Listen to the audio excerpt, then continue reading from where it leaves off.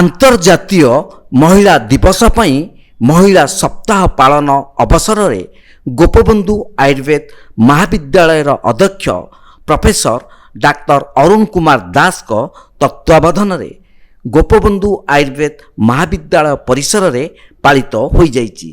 अनुष्ठान समस्त महिला कर्मचारी अध्यापिका चिकित्सिका नर्स को उपस्थित रे प्रथमे वृक्षरोपण करा जाई परे महिला रोगी स्वास्थ्य परीक्षा स्वास्थ्य सचेतनता शिविर करा जिबा सह डाबर इंडिया कंपनी और जांडू कंपनी तरफरु मागणारे औषध वितरण करा जायतिला।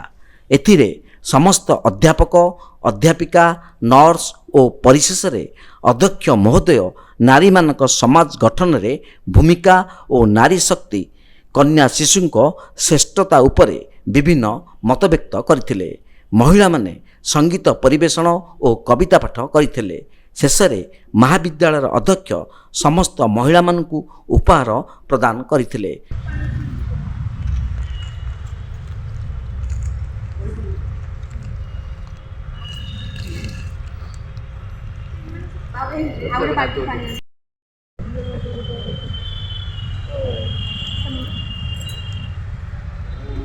दो 2024 रे एक सप्ताह व्यापी भारत सरकार चिंता करछंती महिला दिवस पालन करिया पई। प्रकृत 8 मार्च रे पालन हुए। वर्ष महाशिवरात्रि 8 मार्च रे पड़ुथबारु आमे आज आम महाविद्यालय रे अंतर्जातिक महिला दिवस पालन करछु।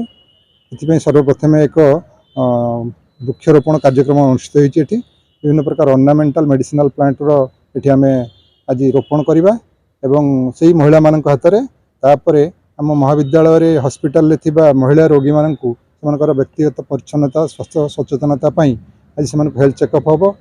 फ्री मेडिसिन बंटन करा जिवो।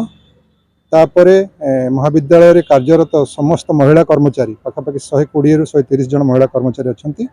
से ग्रुप ए रु ग्रुप डी पर्यंत हम समस्त को आज सम्मानित करिवु। समस्त को तांकर कैपेसिटी अनुसार से माने केमिति समाज रे जीवन यापन करिवे तो समाज पे सेमानकर कौन वार्ता रहिबो चिकित्सा क्षेत्र में महिला मानकर भूमिका कौन सेमानकर उत्कर्षता प्रतिपादन करिया पे आउ किछि कौन साधन आवश्यकता सब से सचेतन करा जिवो। सेमानक द्वारा आज सेमानकर हुनर प्रत्येक व्यक्तिर किछि गोटे हुनर थाए निजर काम करिवार शक्ति थाए। सेमानक आज आमे इंडिपेंडेंस भाव कहबो आपण माने कौन करबा को चाहंती प्रकाश करंतु कि नाची पारे कि गाई पारे कि काम करि पारे आर्ट करि पारे तेणु सेमानकर हुनर सेमान प्रदर्शन करिवे। एवं कैमरा पर्सन रवि जेनांक सह सुधांशुकर रिपोर्ट तीर्थक्षेत्र लाइव।